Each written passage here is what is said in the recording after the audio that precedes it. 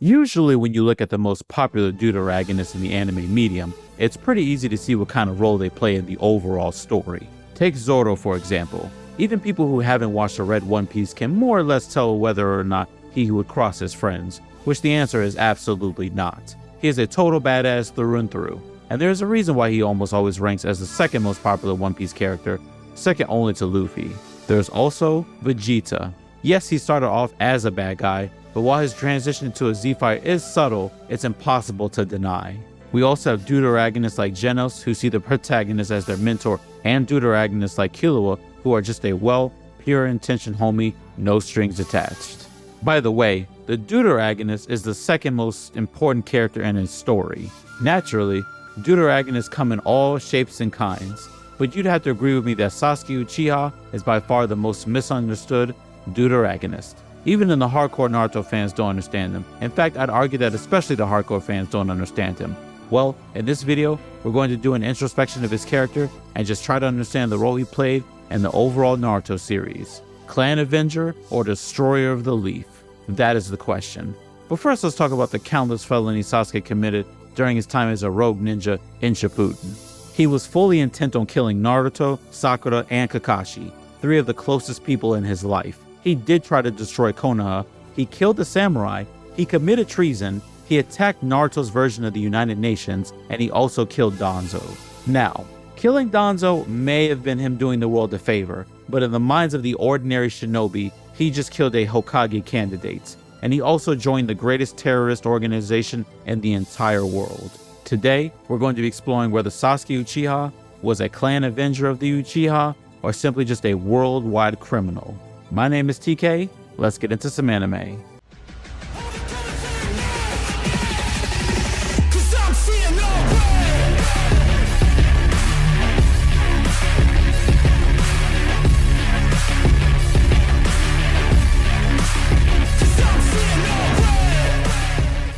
Speaking of irredeemable, there were characters like Gaara who were also considered genuinely irredeemable at one point.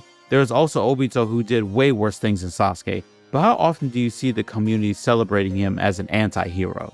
But it's also these comparisons that can sometimes be a distraction from understanding the actual intentions of the story. Exactly. The reason some people call Sasuke a badly written character is because they are too distracted by how other characters would have acted in his circumstances, and let's not get started on all the memes. I enjoyed the memes just as much as every other fan, but here we're going to go beyond the humor and look at his character for what it is. But of course, if you have a different opinion regarding any of the things we talk about in this video, go ahead in the comment sections down below. You are more than welcome to talk about it there. Alright, let's consider things from Sasuke's point of view.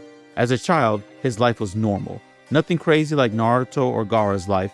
He was the son of the Uchiha clan head, and his brother was basically the prodigy of the generation. He loved his brother, and he loved his family.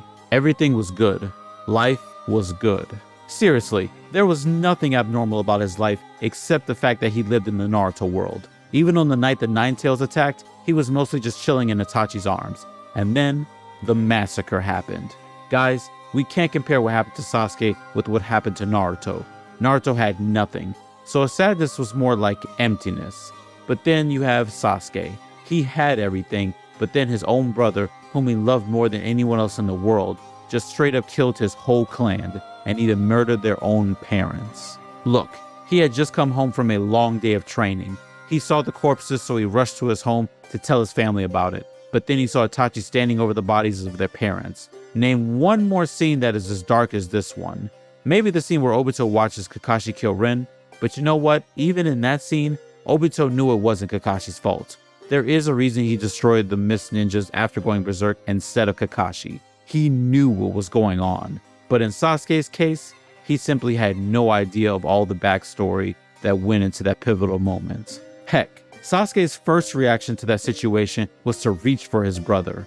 His mind couldn't process the fact that it was Itachi who did all of this. But what does Itachi do in reply? Well, he uses Tsukuyomi to mentally torture Sasuke's sanity by repeatedly showing him the scene of their parents getting killed by his brother. Sasuke is forced into experiencing those moments again and again and again.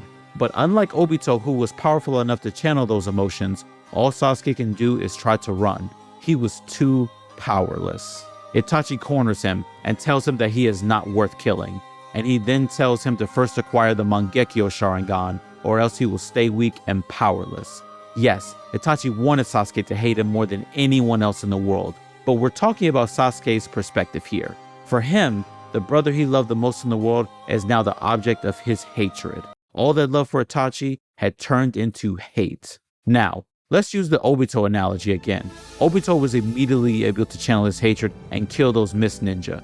He was then also given a purpose by Madara, but for Sasuke, he had to live with it for years. If Naruto's feelings were like a void, Sasuke's feelings were raging chaos. Still, while Talk no Jutsu worked on Gaara, on Pain, on Obito, and on many other characters, it never worked on Sasuke. He remained unhinged in his pursuit of revenge, and after spending more than half of his living experience in that pursuit of revenge, when Itachi finally died and he learned the truth. Think about what Sasuke must have felt at that moment. All it did was further stir the chaos within him. No wonder he intended to destroy the Hidden Leaf Village. The simplest way to understand this is how Sasuke is by far the only character that actually acts like he lives in this hellish reality that is the ninja world. He knows that it's the system's fault that Itachi did what he did, and that's why he hated authority so much that he walked into the Kage Summit with badassery.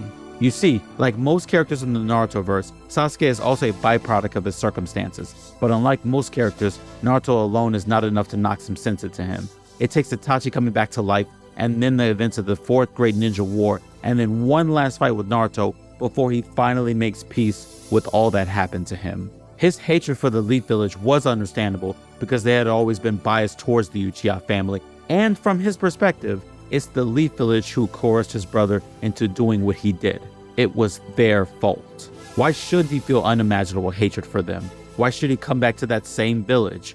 I'd argue that one of the reasons why Sasuke turns a new leaf even after everything that happened is because the Fourth Great Ninja War effectively destroys the system of the world he hated. It's interesting how only after the entire ninja world is freed from wars that Sasuke himself is finally freed from the curse of hatred. He is truly one of the most realistic portrayals of what would have happened if a multi-layered human was in the Naruto world. Still, let's not forget that when he became a member of Team 7, his old, pleasant self from the past had started returning. He even saved Naruto in the Zabuza arc. However, Itachi eventually returned, and Sasuke was forced to learn that hatred is the only way forward in this cursed world.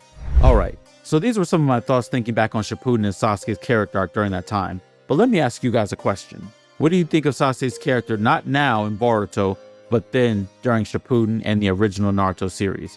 Is he a badly written character, or really just a misunderstood one? Did you all hate Sasuke just as much as I did, complaining all the time, and begged him not to get their Rinnegan? But then again, the story wouldn't be where it is now. As always, I'm looking forward to hearing your thoughts. Let's continue this discussion in the comment section down below. My name is TK. If you all are enjoying the content, please feel free to like, comment, and subscribe. We're only going to get more and more powerful every day. See you again soon. Bankai. 千本桜影吉